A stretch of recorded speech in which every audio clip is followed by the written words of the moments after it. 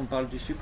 Bah, on peut aborder un petit peu le sucre. On a parlé un petit peu, on a abordé la notion du côté paléo et cétogène tout à l'heure qu'on voulait associer au sucre, mais on peut finir, conclure un petit rapidement peu, sur le sucre, avec cette notion justement que le sucre fait peur. Oui. Il fait peur, on en a un peu abordé par rapport à cette problématique de cancer, entre autres, de diabète, Alzheimer, etc. Et en fait, nous pensons que le sucre n'est pas si problématique que ça, que c'est même l'élément prioritaire en termes d'éléments énergétiques pour notre corps, puisque de toute façon, si on consomme beaucoup de gras, si on consomme beaucoup de protéines, le corps va se débrouiller pour produire du sucre, toujours, parce qu'il en a besoin pour fonctionner. Donc ça c'est une nécessité, mais par rapport à cet aspect-là, c'est vrai que le sucre pour nous c'est une base alimentaire, mais ce qui pose le plus de problèmes pour nous, c'est pas le sucre en tant que tel, c'est la manière dont il est consommé. Bien sûr. Et aujourd'hui, on revient sur cette notion, cette problématique de complexité alimentaire où on met plein de choses en même temps. Et si on parle en termes de nutriments, une des problématiques majeures pour le corps, pour le métabolisme tout simplement, et puis même parler de la fatigue des organes d'une manière générale, c'est d'avoir glucides, gras, protéines, et on pourrait même dire glucides simples et glucides complexes sur les mêmes repas, gras et protéines, tout ça ensemble sur un même repas. Et ça, c'est vrai que c'est très difficile à gérer pour notre corps parce qu'il a des glucides rapides, il faut les utiliser tout de suite. Il a des glucides lents qui arrivent plus progressivement. Il a du gras qui arrive à un moment où en fait, il va être stocké parce que le corps ne va pas en avoir besoin avec tous ces glucides. Si en plus il y a trop de glucides, il va en stocker sous forme de gras, plus ces protéines qui finalement sont consommées généralement en quantité trop importante. Donc le corps ne sachant pas les stocker, sauf si on fait du bodybuilding, il va devoir les transformer en gras. Et donc là, on est sur une surcharge importante qui affaiblit l'organisme, qui affaiblit les glandes et qui aboutit finalement à de nombreux troubles.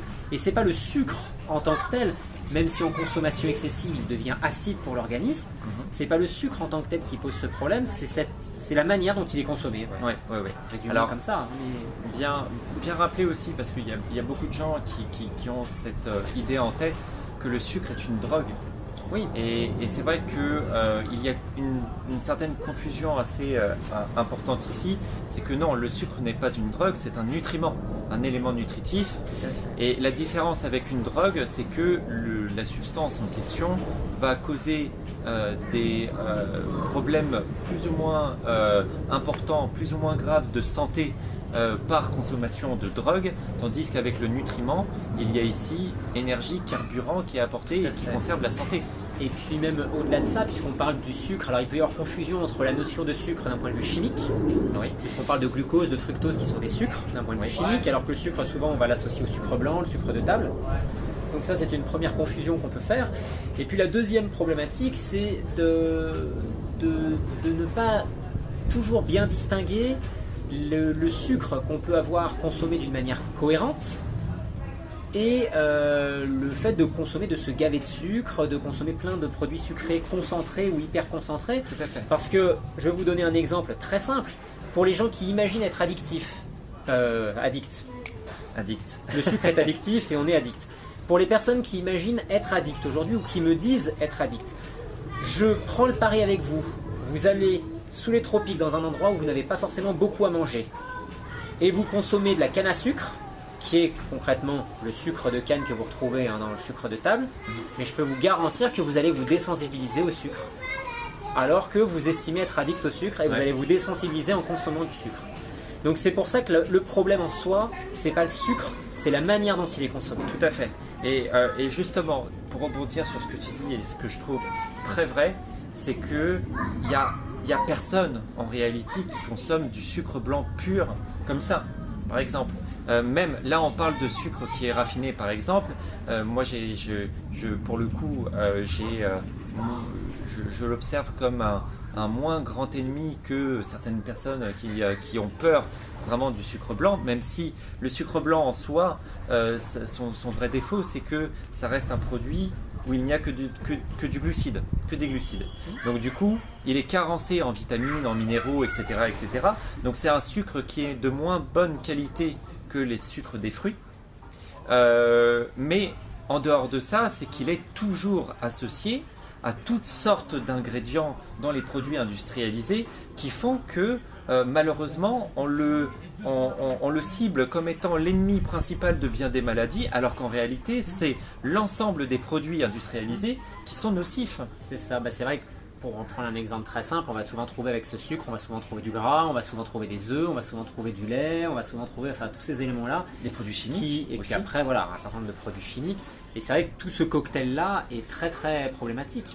Et puis pour revenir sur cette notion d'aspect toxique du sucre, des études ont montré que le sucre des fruits, plus largement les fruits, parce que c'est pas le sucre des fruits, mais je parle du sucre parce que les diabétiques se méfient des fruits par rapport au sucre, oui, bien sûr. Que les fruits représentent l'aliment, paradoxalement ce qu'on pourrait imaginer avec le sucre, préventif, le plus efficace pour le diabète.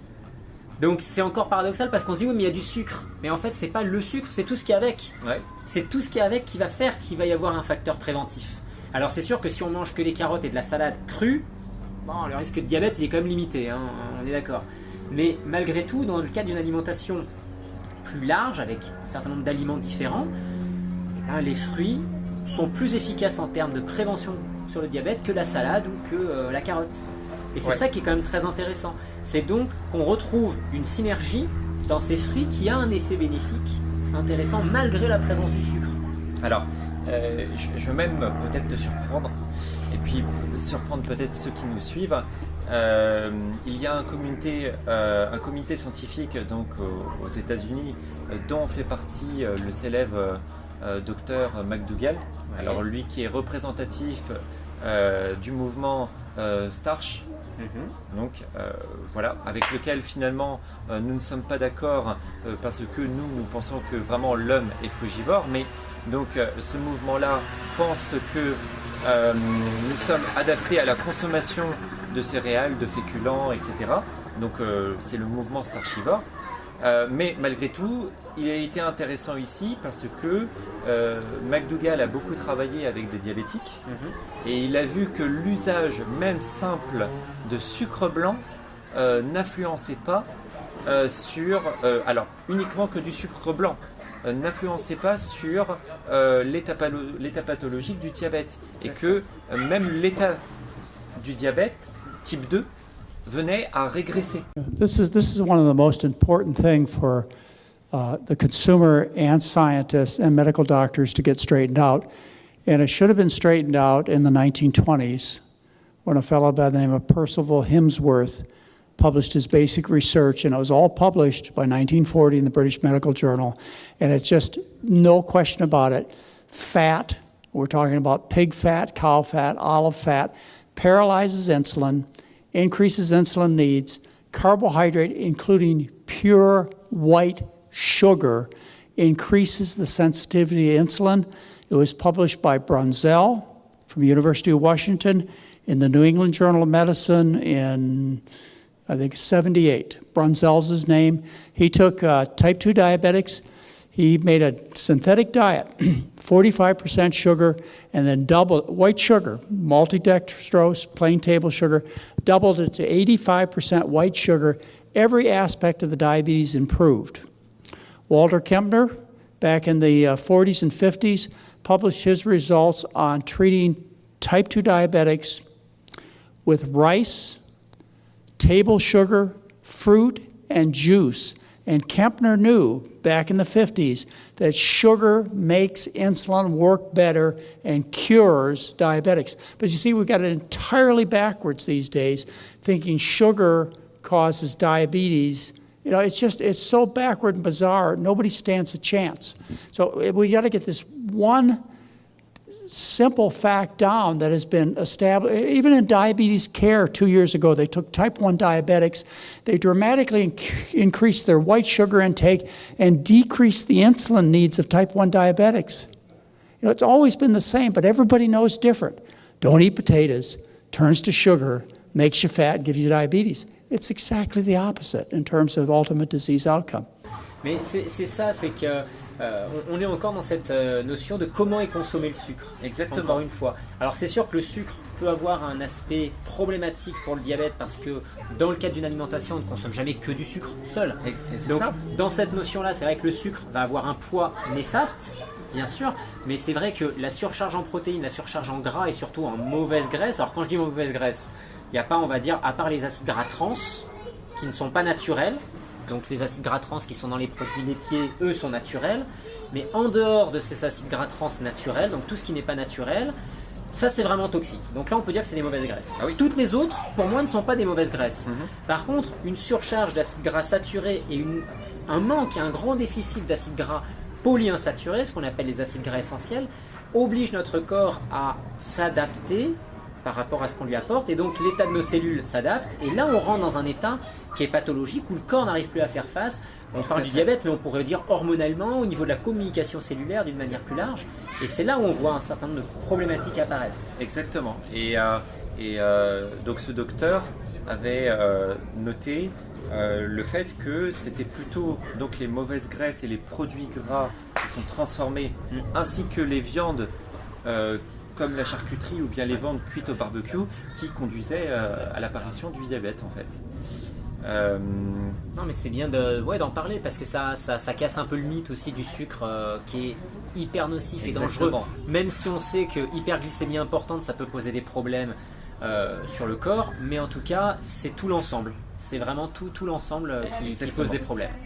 Finalement, le sucre n'est pas nécessairement l'ennemi que l'on pense. Et en réalité, c'est toujours ce avec quoi on le combine qui peut être vraiment nocif. Je terminerai juste sur un point. Là où on peut, par exemple, penser, et à juste titre, en réalité, que le sucre peut être nocif, c'est à partir de cet instant où il est cuit et dénaturé. Oui. Voilà. Et là, cuit et dénaturé, lorsque ça devient par exemple du caramel, C'est ça. là c'est véritablement toxique pour le coup. Et l'organisme ne sait pas faire, ne sait pas traiter ce genre de produits Il dénaturés. ne sait pas le faire correctement, tout à fait. Bon bah écoute, Raphaël, c'était un plaisir Oui, merci à toi, c'était très sympa. de m'entretenir avec toi et ça a été très agréable de te rencontrer. Voilà. Merci. Et puis j'ose espérer donc te revoir prochainement pour que l'on puisse discuter encore de d'autres sujets. On pourra refaire d'autres choses sur d'autres sujets, tout à fait. Très bien. Très bien. Merci à toi et puis je te dis à la prochaine. Alors. Merci également, à bientôt. À bientôt, au revoir.